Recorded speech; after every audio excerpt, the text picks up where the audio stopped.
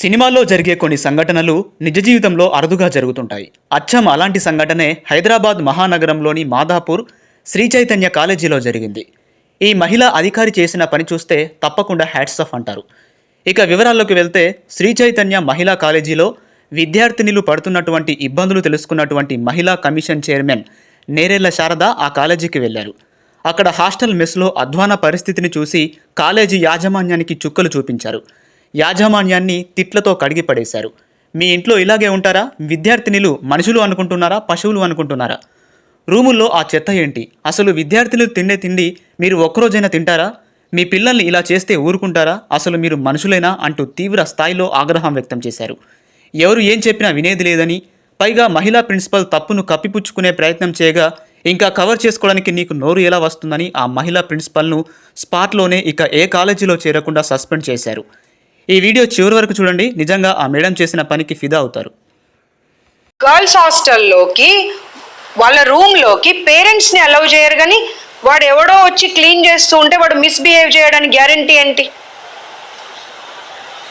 చెప్పండి సమాధానం. సీట్ చేయాలి ఇన్స్టిట్యూషన్ని. మీరు ఏం సారీ చెప్తారు? సారీ చెప్తే వాళ్ళందరి ప్రాబ్లమ్స్ని సాల్వ్ అవుతాయా?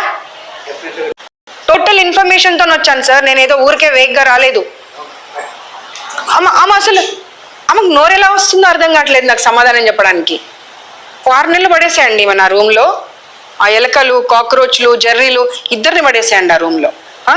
తుడిచిన గుడ్డనే పడేసిన అన్నం ఇద్దరికి పెట్టండి, అప్పుడు అర్థమవుతుంది వాళ్ళకు ఆ అన్నం ఎలా తింటారనేది. నీళ్లు పైనుండి పడుతున్నాయి సార్, ఆ ఫుడ్ కూర తినబుద్ధి కాదు అంటే పడితే పడని అంటున్నారంట. అంటే వాళ్ళు మనుషులు కాదా? No, you lost your job అంతే. No more you will be continuing in this job, not only in this institution, nowhere else also. రైస్లో దోమలు వస్తే మీరు అంటారంట ఏమవుతుందమ్మా తిను అని. ఇప్పుడు దోమలు తీసుకురండి కొన్ని, అన్నంలో కలిపి ఆ మ్యామ్కి పెడదాం, మీరు తినాలి ఇప్పుడు నా ముందు దోమలు అన్నం. మిమ్మల్ని అసలు ఇంకొకసారి ఏ ఇన్స్టిట్యూషన్లో పని చేయకుండా చేస్తా నేను, ఏ ఇన్స్టిట్యూషన్లో కూడా. Remember that. దోమలు పడ్డాయని మీ దగ్గరకు వస్తే తినమని చెప్తారా? ఇప్పుడు ఖచ్చితంగా నా ముందు మీరు దోమలు అన్నం తినాల్సిందే, వదిలిపెట్టా నేను. ఇన్ని దోమలు కలిపి పెడతా మీకు అన్నం నేను. అచ్చా, బోల్ట్స్ ఎందుకు లేవండి డోర్స్కి? బట్టలు ఎలా మార్చుకుంటారు పిల్లలు? మనం వస్తున్నామని గబా గబా క్లీన్ చేశారు, అది లాక్ చేసి పెట్టారు. నా కార్ చూడగానే గబగబా లాక్ చేశారు. ఎందుకు లాక్ చేశారు చెప్పండి? నిన్న ఇష్యూ నాకు ఎక్స్ప్లెనేషన్ అంటే మీరు ప్రాపర్ రీజన్ ఇవ్వకపోతే మీరు అస్సలు మాట్లాడే అర్హత లేదు మీకు. నేను కార్ ఎంటర్ అయినప్పుడు మీది గేట్ ఓపెనే ఉంది, ఎంట్రీ గేట్ ఓపెనే ఉంది.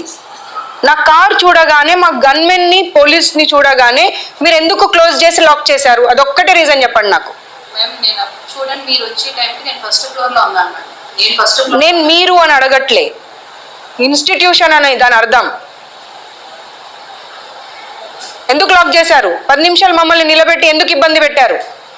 అంటే మీ ఇన్స్టిట్యూషన్లోకి రావాలి అంటే పర్మిషన్ తీసుకొని రావాలా? 4th ఫ్లోర్ 5th ఫ్లోర్, అది అసలు అన్ని ఫ్లోర్లలో ఆ రూమ్లలో పశువులు కూడా ఉంటాయమ్మా. మనుషులను పక్కకు పెడదాం, పశువులైనా ఉంటాయా కనీసం? ఏదో అమ్మాయి ఏది శ్రీకన్యానా సుకన్యానా పిలు, చాలా దారుణంగా అబ్యూజ్ చేస్తావంట పిల్లల్ని. ఏమనుకుంటున్నావు అసలు? నీకు అర్హత ఉందా? ఒక్కసారి ఆలోచించుకో.